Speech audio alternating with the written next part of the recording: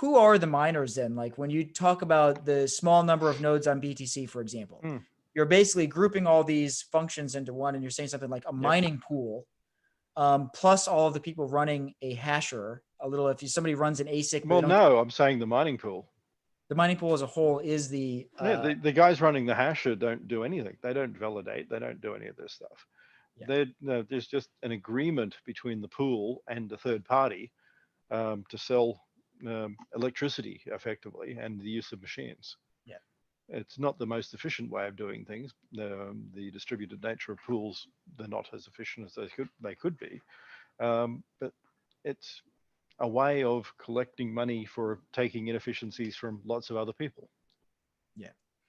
Okay, so essentially the mining pool is the miner in that case, and so I'm just trying to be clear, but these are what you're referring to when you refer to the small number of nodes. It's essentially the mining pools then are the nodes, and those are the small. No one in a mining pool who is selling hash power ever receives transactions. That's not what you do. Yeah, you're just running hashes.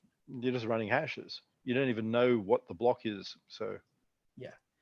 Okay, and then another clarifying point here, because you'll say things like, if you're not producing blocks, you're not a node, which is true, because it clearly says a node, expresses acceptance of a block by working on creating the next block. If that's what if you're not doing that, so if you're just running a node, by which they mean the node software, you're not a node, and you're not correct. You're just not a node.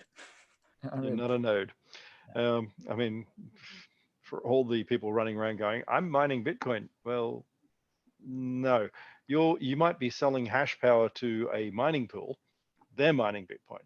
They're the ones who actually validate transactions. They're the ones who propagate. They're the ones who do whatever else. You're helping them, but you're not actually mining Bitcoin. Remember Ralph from The Simpsons? Yes. And having him going, I'm helping. I get it. Yeah. That's exactly what they look like. Okay. Well, all right. So nodes always consider the longest chain to be the correct one, and will keep working on extending it. So, yep, that seems correct to me. If two nodes broadcast different versions of the next block simultaneously, some nodes may receive one or the other first. So you've mentioned this several times. I mean, the whole idea of this will happen from time to time. Yeah, it's meant to. I mean, it's not a flaw. It's how the system actually works. Yeah, yeah. And so the SPV wallets will track both of these. It happens.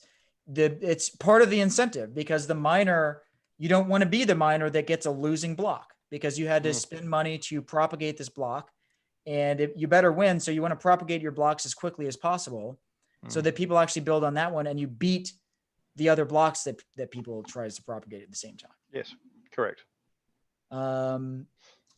Yeah. Okay, in that case, they work on the first one. Okay, yeah, if there are two, they work on the first one received. Okay, that's kind of an interesting comment. So if you see two of them at the same time, well, what if one of them had greater proof of work, though? What if one of them has 10 zeros, the other one has 20 zeros? So what? It's the same proof of work period. It doesn't matter. Right, because it's not, so big. I mean, otherwise you would just say the big guy always wins. Okay, so all that matters is, does it satisfy the difficulty of the network? Have you passed the line? It's binary. Okay. You either have or haven't. There's no, I've done it better than you. So it's just interesting, though. So would you include that as a part of the definition, that they always work on the first one received? Because it does make that very clear here. It's written very clearly. Correct. Yep. And that should be automated completely. So you don't even sit there and if it's valid, you work on it. Yeah. It's valid. It's the first one. You work on it. Because then if people actually do it this way, and I'm sure this is how the node software is written, I don't know why it wouldn't be. You could imagine like it'll divide the world with respect to the speed of light, basically, because miners in one area will see one before the other one. So it sort of temporarily partition the world into except there's not two sides. You're forgetting. What do you mean there's not two sides? We're a globe. Yeah, so you won't partition it into two, because there's not one mining pool on this side and one mining pool on that side. Yeah. There's some there, and there's some there, and there's some there, and there's some there, and there's some there. And they will make a really, really complex partitioning. based on, yeah, you're just saying some, well, it'd be like presumably based pretty much on location though, right? I mean, wouldn't it be like you would end up with, why wouldn't it be two? Wouldn't it be, I guess it depends on where they are The exactly. speed If of they're geographically connectivity between close. people, all sorts of things. Yeah. But yes, there will be a number of milliseconds apart. Yeah. But the chances of getting within that number of milliseconds, it's pretty slow, pretty low, I should say. Yeah. Yeah. Yeah. Okay. I mean, it's possible to happen, and it will happen periodically. I mean, there's so many blocks happening every year, then especially as we get more and more sort of down the track and closer to the 10-minute line as we have more and more transactions. But even then, most people would have no idea. Yeah. Okay. The tie will be broken when the next proof of work is found and one branch becomes longer. Of course, the nodes that were working on the other branch will switch to the longer one.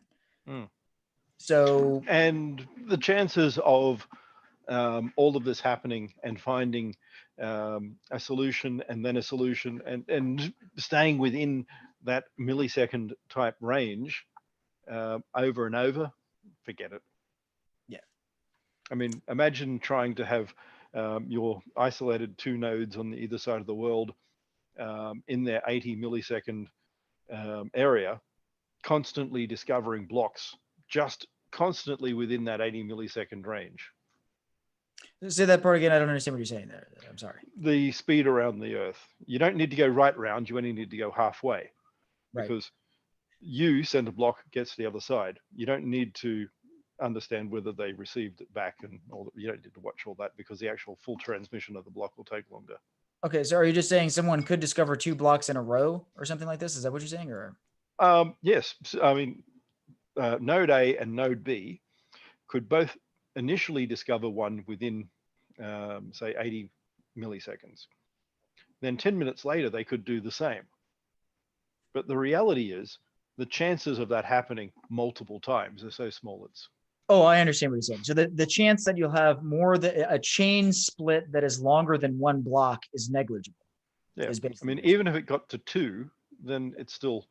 I mean, it's not like you're going to get 100 sort of block chain split. Yeah. Exactly. Especially at scale, when you have this, it ends up becoming closer and closer and closer to 10-minute blocks. Yeah. It's like the probability that two of them in a row would be split like that would be negligible. Exactly. Okay. So but then I feel like I have to comment, something weird happened in the history of Bitcoin, which is where people split this off in different ways.